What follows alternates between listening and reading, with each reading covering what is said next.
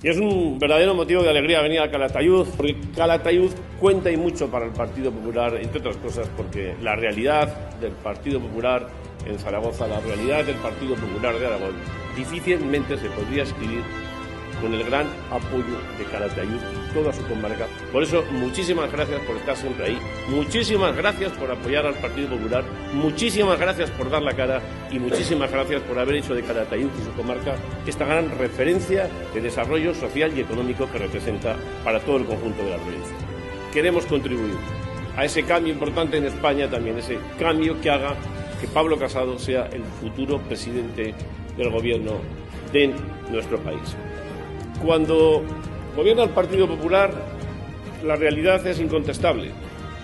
Hay más empleo, hay más oportunidades, hay una gran defensa del elemento de la libertad, hay más seguridad, hay más certidumbre. Cuando gobierna el Partido Socialista se produce todo lo contrario.